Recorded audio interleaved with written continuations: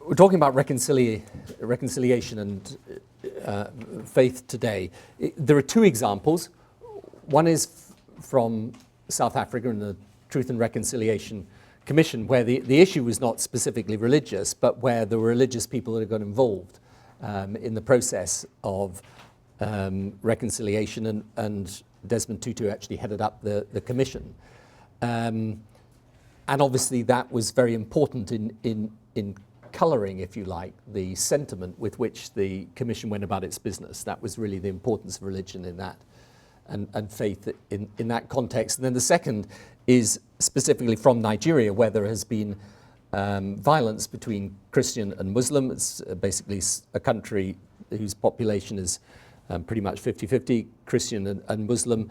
And there it is about how two people who were both engaged in religious violence came to reconciliation with each other and between their faiths. And those are worth just studying and looking at, and you can do that perfectly easily without me taking you through each slide. Now, I'd like to build on what Miroslav has just been talking about.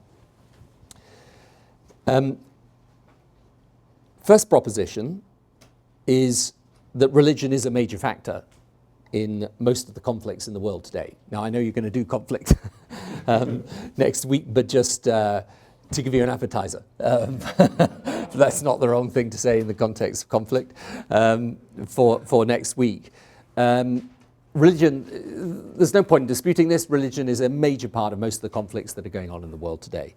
Now, it can be intra-religion, Protestant Catholics, Sunni Shia, but it is also, I think, right to say that sometimes we describe an internal conflict, which may be, for example, let's say in Afghanistan today, where when you analyze it, yes, it is internal between different groups, but it also has an external dimension and importance. And in many ways, the internal dispute within the religion is a symbol of an external issue about that religion's interaction with the Western world and with other faiths. If you think of Yemen today, for example, where you've got a government, you've got an Al-Qaeda dimension, you've got an Iranian-backed dimension, you could describe that as an internal dispute. But actually it's just got massive external consequences, and in many ways the internal dispute is a surrogate for that external question. The simple point, of course, to make is that there are political factors in all these disputes that may exhibit or express themselves in religious terms, but nonetheless there are political factors. You can think of the Mindanao dispute in the Philippines. You can think of what is happening in Thailand today. So my proposition to you is not that religion is the factor in these conflicts, but it is a significant dimension of them. And what is more, it's usually, but not always, usually a fight that has or a conflict that has an air to it that is about people being worried that their identity is under threat, their way of life is under threat from the other, often from modernity or globalization, and they are trying to prevent it. So if you look at the Middle East as a whole today, in many ways the clash that's going on there, expressed in different forms, is a clash between those who believe that the Middle East should modernize and engage with the world and the process of globalization, and those who believe that that is actually a threat to their way of life, that it's undermining their essential cultural and religious identity. I mean, if you go straight to the Israel-Palestine question, some settlers on the West Bank are people who are there for an economic reason, but others are there for a very specifically religious reason.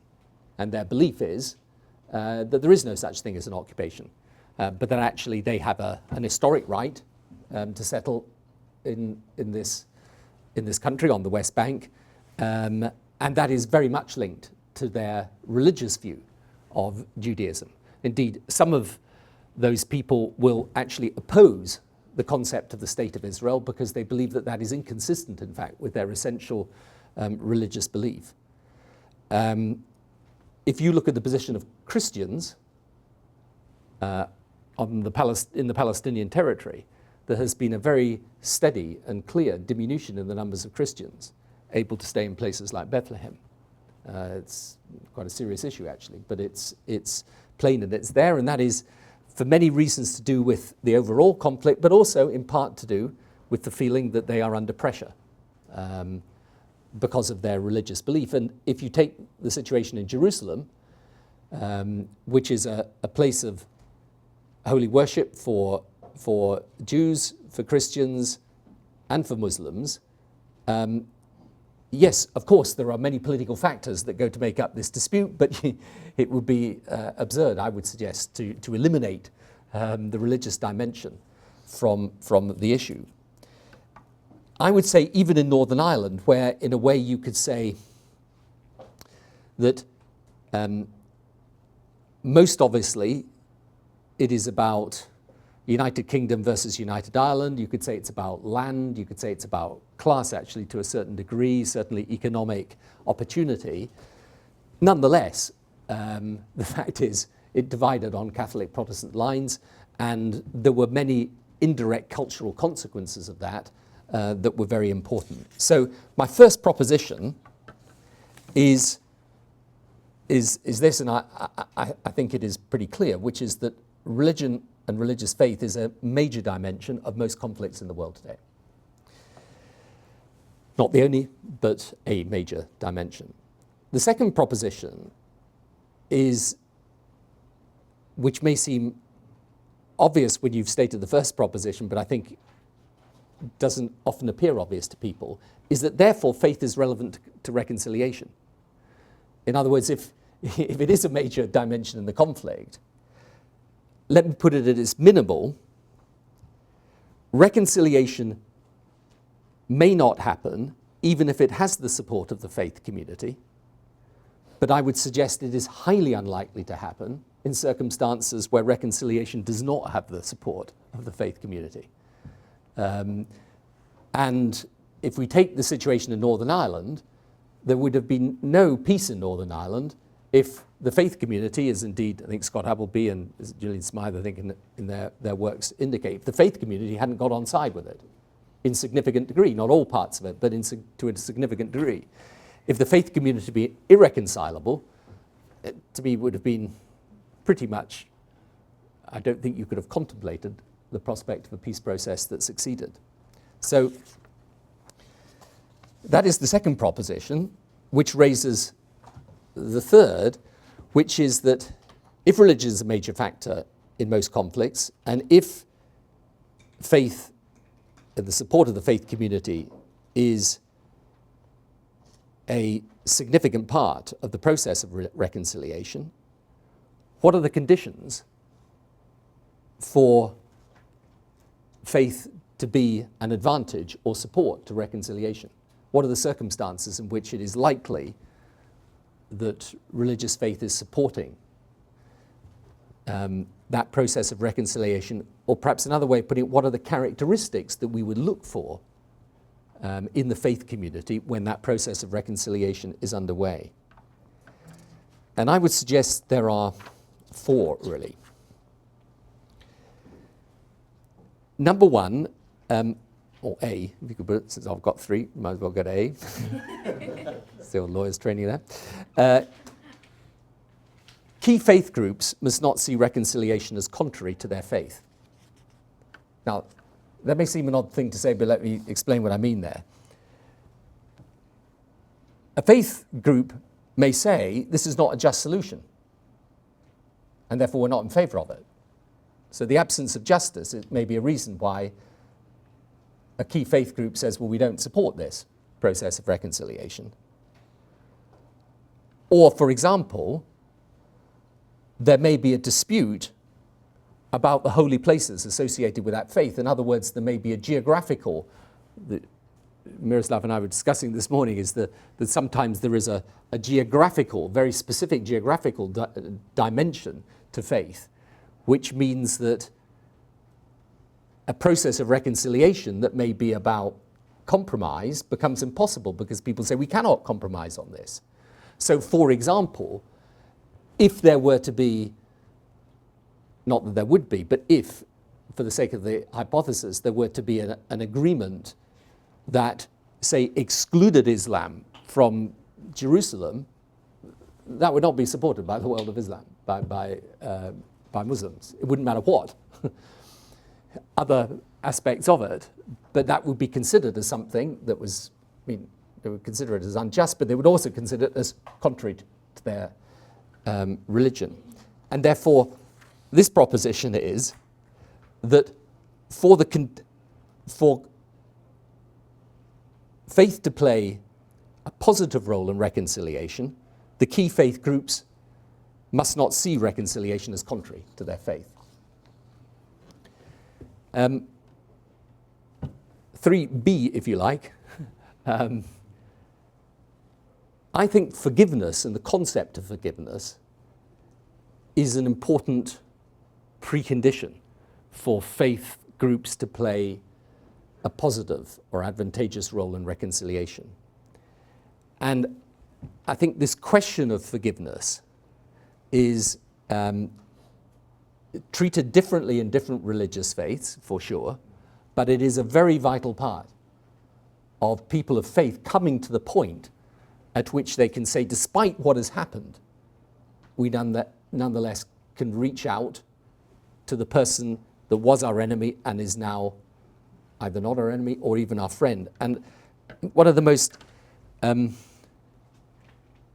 difficult issues in respect of Northern Ireland, for example,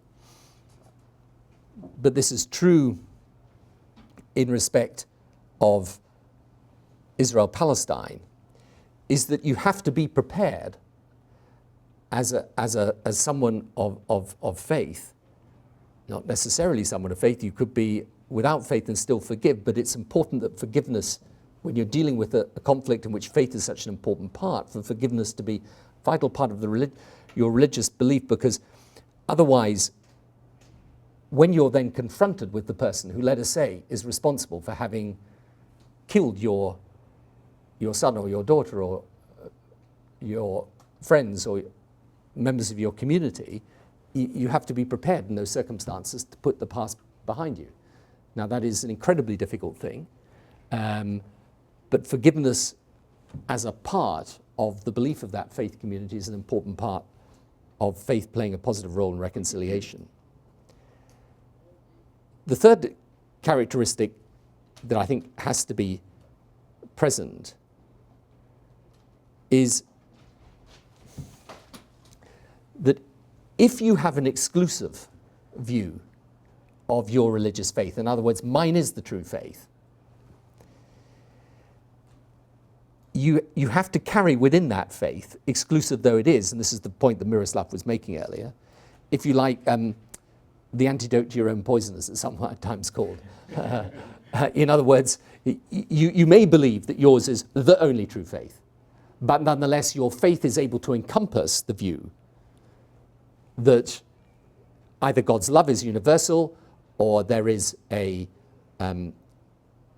universal application of the principles of human dignity.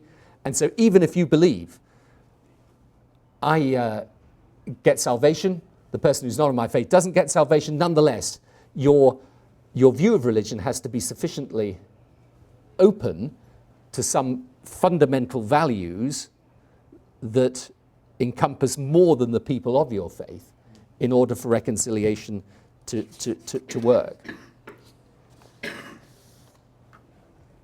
And the fourth, I think I'm still on 3D actually, is faith can play a strong part in reconciliation if, of course, your faith is non-exclusive. Right? So if you take a spectrum where you regard people of other faith, right, you start with tolerance. You tolerate them. You may not agree with them, you may not like them, but you tolerate them. The next stage I would say is acceptance, that you accept them. You more than tolerate them, you accept them. At the farthest end of the spectrum, you can actually respect them. They are of a different faith, but nonetheless you respect that faith. Doesn't mean to say you're not diminished in support of your own faith, but you take a non-exclusive view of your faith. So you say, as I think I would say, if someone's brought up a Hindu in a remote part of India and they live their entire life and they do good work and they die, they're not a Christian, they've been a Hindu all their life.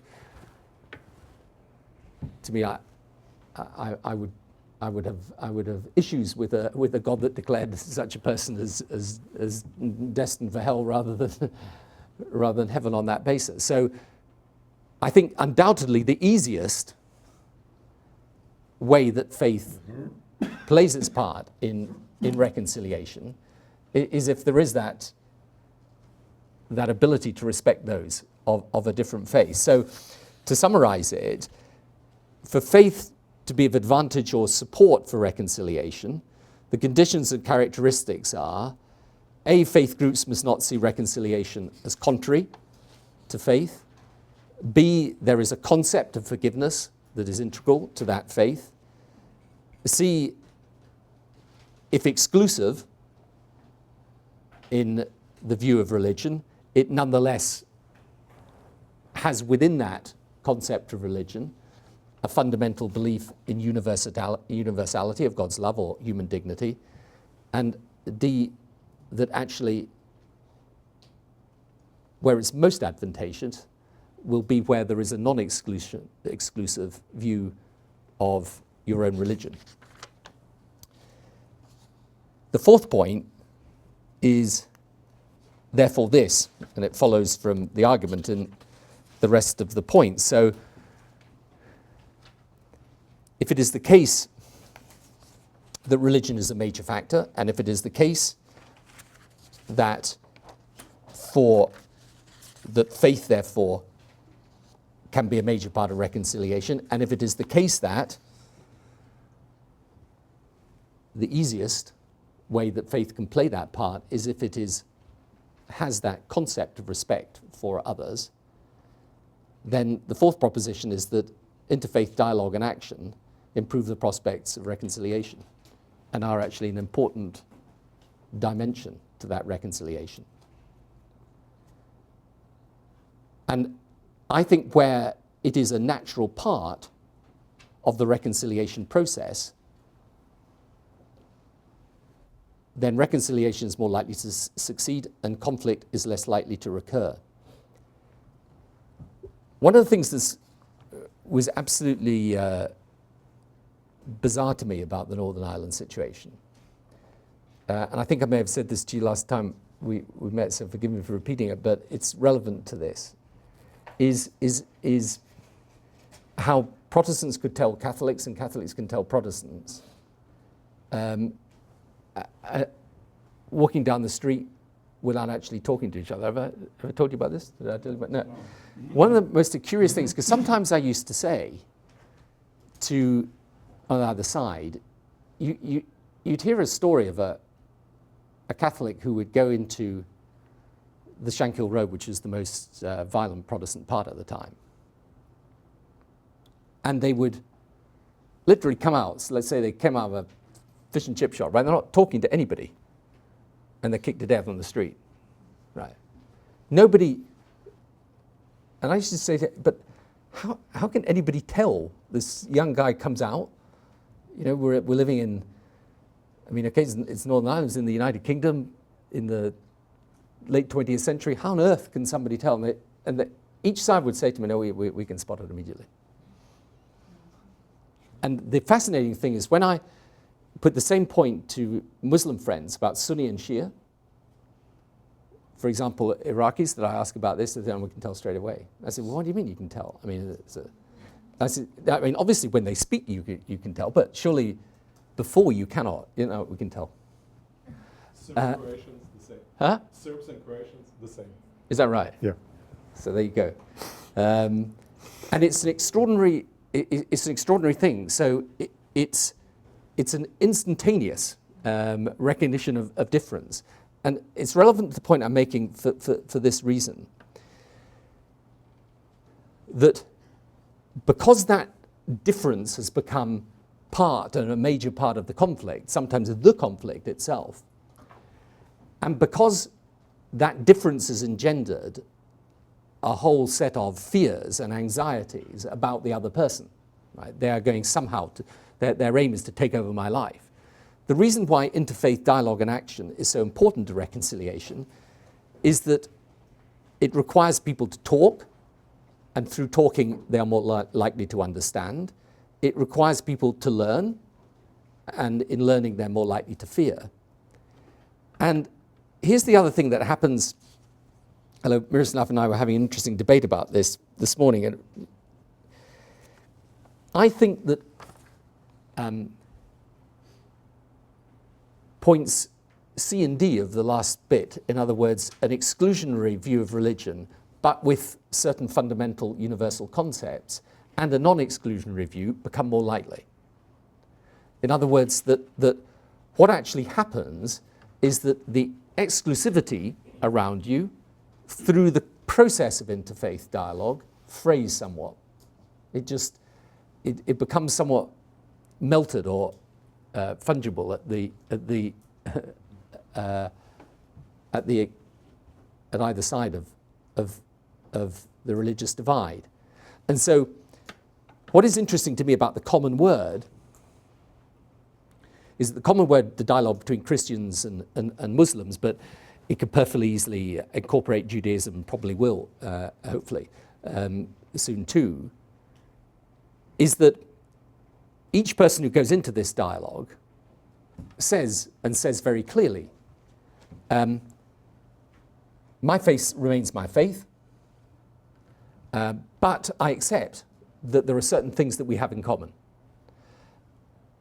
And the interesting thing is the things they say they have in common, which is love your God, love your neighbor as yourself, which all three Abrahamic faiths have, and actually if you study Buddhism or Hinduism, it's very much the same concepts, actually Sikhism very directly. The fact is, if you share those things in common, and they are fundamental to your faith, you are certainly already on the road to respect rather than acceptance or tolerance, I would suggest. What is more, you are more likely to see religious faith as something that is developing and including, rather than something that is exclusionary and static. So what is interesting to me about this process of reconciliation in the name of faith, and let's go back to the whole title of our course, which is Faith and Globalization. So what's globalization about? It's very much a modern force that is pushing people together. You may agree with it, you may disagree with it. But when we look at the place of faith in situations of conflict, then it's very obvious to me that in the conditions that have to exist and the characteristics for faith to be positive in reconciliation, the closer you are getting away from an exclusionary view, the better. And the more that you are prepared to engage in dialogue with the other, the more likely that process of a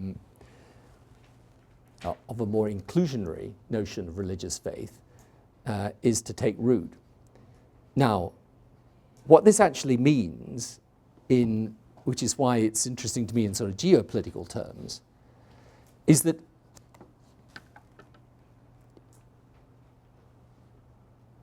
if you look at, for example, Afghanistan today, for example, Israel-Palestine, for example, actually any of the conflicts that are now taking place, not just in the Middle East, but more broadly,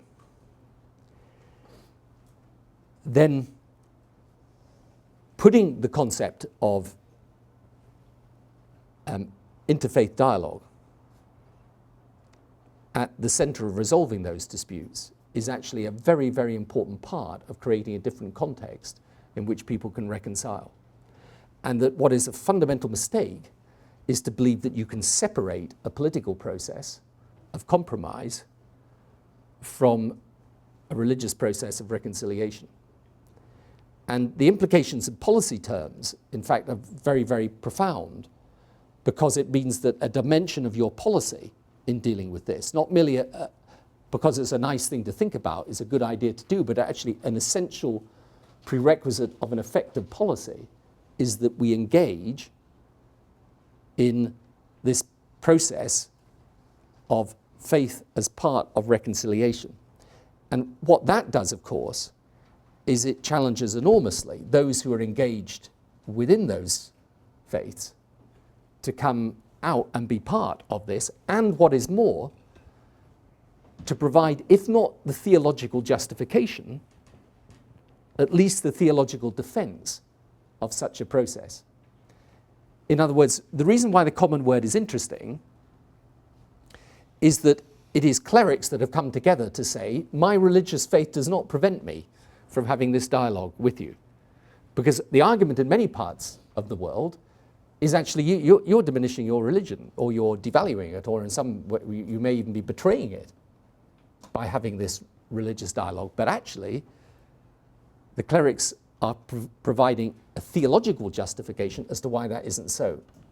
And therefore, it poses massively important questions to policymakers, but it also means that you have to mobilize those engaged in theology and those engaged in the teaching of religion to be part of the solution rather than part of the problem. So that's why I think this is right at the heart of the way that faith and globalization interact with one another, and why I certainly came to the view that without these, the debate about faith being at the center of the debate about policy and the geopolitical challenges we face, we were unlikely to be able to resolve them.